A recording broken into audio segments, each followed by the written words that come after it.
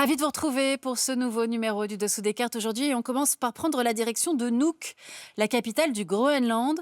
Sur cet aéroport, un premier avion militaire danois s'est posé le 14 janvier 2026, le premier d'une série de déploiements militaires visant à envoyer un message à l'administration Trump. Le Danemark n'allait pas demeurer inerte face à la menace d'annexion états-unienne.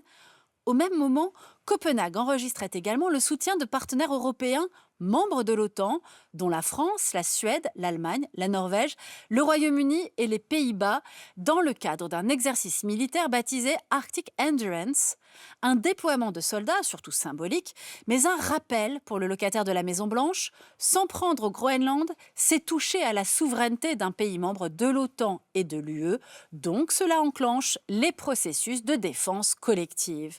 Le tout au lendemain d'une rencontre à Washington entre J.D. Vance, le vice-président des États-Unis, Marco Rubio, le secrétaire d'État, et les ministres des Affaires étrangères du Danemark et du Groenland, rencontre conclue par un désaccord fondamental selon le diplomate danois. L'occasion pour nous de mieux connaître ce pays scandinave, le Danemark, qui subit de plein fouet une double menace russe et donc désormais états-unienne. Sortons nos cartes. Voici le plus petit des États scandinaves, le Danemark. Il a pour voisins la Norvège au nord, la Suède à l'est et l'Allemagne au sud, avec qui il partage sa seule frontière terrestre.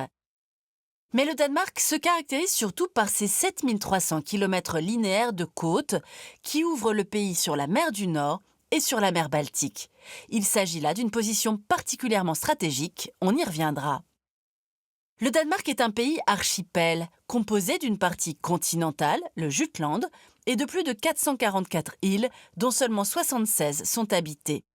Parmi les plus grandes îles, il y a la Fjöni, l'île de Sjælland, où se trouve Copenhague, la capitale, les îles de Lolland, de Falster et Bornholm. L'ensemble du Danemark est plat, culminant à 173 mètres seulement, et le pays est soumis à un climat frais et humide. L'occupation des sols se répartit entre agriculture et élevage, forêts, lacs et rivières et zones urbaines. À cette partie métropolitaine viennent s'ajouter deux territoires autonomes, les îles Féroé et le Groenland, la deuxième plus grande île du monde, mais qui compte 57 000 habitants seulement. L'histoire du Danemark est celle d'un peuple qui a vu son territoire réduire au fil du temps. À partir du XIVe siècle, l'union de Kalmar est une alliance aux mains du Danemark. C'est ce qui explique que sa capitale soit aujourd'hui décentrée. À partir de 1561, la domination suédoise s'étend par étapes, le Danemark se réduisant d'autant. En 1814, la Norvège quitte le giron danois. En 1944, l'indépendance de l'Islande marque la fin du cycle de perte de territoire du Danemark. Et en 1953, le Groenland, colonie danoise depuis 1814, devient une province et obtient en 1979 le statut de territoire autonome, renforcé en 2009. Néanmoins, les relations entre Copenhague et Nuuk ont longtemps été tendues, avec le traumatisme de mauvais traitements infligés par les Danois aux populations autochtones. La convoitise états-unienne sur ce territoire est ancienne. En 1867, après avoir acheté l'Alaska, Washington avait déjà essayé. Aujourd'hui encore, les États-Unis de Trump continuent de considérer l'île comme appartenant à leur sphère d'influence. En 2025, le Danemark comptait un peu plus de 6 millions d'habitants. C'est le deuxième pays scandinave le plus peuplé derrière la Suède. Copenhague, sa capitale, abrite près d'un Danois sur 5.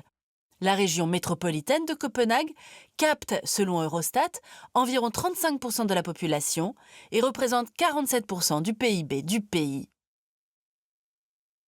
Aarhus, Odense et Aalborg sont les trois villes les plus peuplées.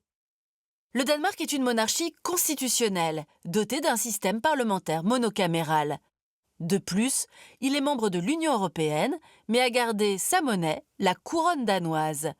Enfin, le pays est l'un des membres fondateurs de l'OTAN. Le Danemark, un pays conquérant dont le territoire s'est réduit comme peau de chagrin au fil des siècles, le pays n'en est pas moins considéré comme un modèle, mais il est désormais doublement menacé, et c'est ce qu'on va voir maintenant. C'est peut-être en suivant la phrase du poète danois Hans-Peter Holst au XIXe siècle « Ce qu'on perd à l'extérieur, on doit le gagner à l'intérieur » que le Danemark a su rester puissant malgré sa perte de territoire. Ainsi, le pays a développé des entreprises de stature internationale telles que Vestas, Maersk ou Lego. Et surtout, le Danemark est un modèle de réussite pragmatique à la fois sur le plan économique et social. En 2023, avec 47 800 euros de PIB par habitant, le pays se classe au 4e rang de l'Union européenne, la moyenne dans l'UE étant de 38 100 euros. Et parmi tous les indicateurs positifs, on peut également retenir l'IDH de l'ONU, ou l'indice de développement humain, qui prend en compte la qualité de vie moyenne de la population, l'espérance de vie, le niveau d'éducation et le PIB par habitant. Le modèle danois repose sur l'État-providence. En 2025, le pays a un taux de prélèvement obligatoire de 45,8% du PIB, pour une moyenne de 40% dans l'UE. Il y a un retour sur cette fiscalité importante dans les programmes de santé publique, dans l'éducation nationale ainsi qu'en matière d'emploi, et même dans les transports essentiels dans le pays. En effet, 76% des îles comptent moins de 200 habitants. Au-delà, un ensemble de liaisons ferries subventionnées, de ponts et tunnels permettent la continuité territoriale et l'égalité de l'ensemble de la population pour les services de base. C'est aussi et surtout en matière d'écologie que le Danemark est un modèle. Sa transition énergétique a été particulièrement rapide.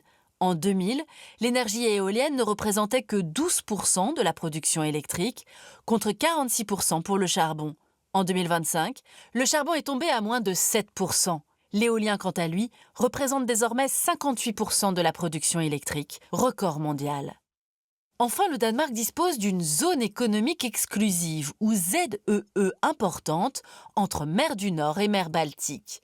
Celle-ci lui a permis de déployer une économie maritimisée du développement et de l'exploitation de gaz et de pétrole offshore, de l'éolien offshore, de la pisciculture et de l'élevage de mollusques et crustacés, ainsi que du trafic maritime. Mais ce modèle est remis en cause du fait du changement climatique qui entraîne la montée du niveau de la mer. On l'a vu, le Danemark est un pays plat. Ainsi, 17% de la population vit à moins de 6 mètres au-dessus du niveau de la mer. Voici la carte des zones qui seront régulièrement envahies par la mer en 2050, avec une élévation du niveau de 2 mètres. Près de 200 000 habitations et bâtiments seront ainsi dans des zones à risque. L'autre menace qui pèse aujourd'hui sur le Danemark, c'est bien sûr la Russie. La position du Danemark, on l'a dit, est particulièrement stratégique, véritable verrou entre mer du Nord et mer Baltique. Un point de passage obligé pour la flotte russe lorsqu'elle vient de Saint-Pétersbourg ou de Kaliningrad et veut sortir de la mer Baltique pour rejoindre l'Atlantique. Les Russes doivent passer par différents détroits. À l'ouest, le Petit Belt ou l'île Belt, qui sépare le Jutland de la Fionie. Au centre, le Grand Belt ou Store Belt, beaucoup plus large, et qui sépare la Fionie de l'île de Sheeland. À l'est se trouve le détroit le plus important, l'Øresund. Les intimidations et altercations avec la Russie se multiplient en Europe du Nord depuis le milieu des années 2000, avec une accélération en 2014 après l'annexion de la Crimée et depuis 2022 et l'invasion à grande échelle de l'Ukraine. Exercices militaires, intrusion d'avions ou de navires dans les eaux territoriales, sabotage des gazoducs Nord Stream et même utilisation de belugas espions. En septembre 2025, les attaques directes contre le Danemark ont principalement concerné des survols par des drones de l'aéroport de Copenhague, de nombreux autres aéroports ainsi que de sites militaires. De plus, en novembre 2025, des cyberattaques revendiquées par des hackers pro-russes ont paralysé les sites d'institutions, ainsi que celui de l'industrie de défense Terma, sans oublier les sites de partis politiques à la veille d'élections régionales et municipales. Pour répondre à ces menaces, le Danemark a pris des mesures similaires aux autres pays nordiques et baltes. Augmentation du budget de la défense à hauteur de 5% du PIB à l'horizon 2032, extension de la durée du service militaire de 4 à 11 mois, possibilité pour les Danoises de plus de 18 ans d'être appelées sous les drapeaux au même titre que les hommes, objectif de 6 000 conscrits formés chaque année d'ici à 2033, plan de réarmement avec un fonds de 6,8 milliards d'euros pour des dépenses militaires supplémentaires en 2025-2026. Le Danemark, qui demeure l'un des premiers contributeurs d'aide à l'Ukraine, notamment avec la création en novembre 2025 d'un fonds d'aide ukrainien pour le patrimoine, afin de permettre de reconstruire des bâtiments, monuments et musées ukrainiens endommagés ou détruits par les bombardements. Cette menace russe a provoqué chez les Danois un changement culturel majeur. En effet, en 1992, lors de la signature du traité de Maastricht, ils avaient négocié de ne pas participer à la défense de l'Union européenne. Mais en juin 2022, lors d'un référendum, une grande majorité de Danois s'est exprimée en faveur de l'intégration à la défense européenne. Depuis, le Danemark peut participer aux opérations militaires conjointes de l'UE à travers la politique européenne de sécurité et de défense commune et coopérer au développement et à l'acquisition de capacités militaires. Mais avec 15 500 soldats seulement, l'armée nationale reste très modeste à l'échelle européenne. Le Danemark compte donc aujourd'hui plus que jamais sur l'OTAN. Voilà pour ce voyage au Danemark, un pays qui s'est construit sur l'État-providence, la défense du climat, la paix, et qui se retrouve désormais doublement menacé avec des modalités différentes, à la fois par la Russie et par l'ancien allié états-unien. En témoigne cette image, tweetée mi-janvier 2026 par l'administration Trump. On y voit deux traîneaux nordiques.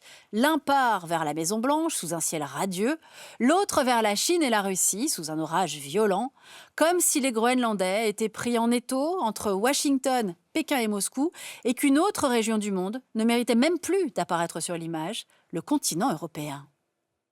Pour aller plus loin, cet ouvrage d'un géographe spécialiste de l'Europe du Nord, Nicolas Escache, qui publie Danois dans la collection Ligne de vie d'un peuple. Ainsi s'achève ce nouveau numéro du Dessous des cartes. Rendez-vous bien sûr la semaine prochaine, même endroit, même heure. À bientôt.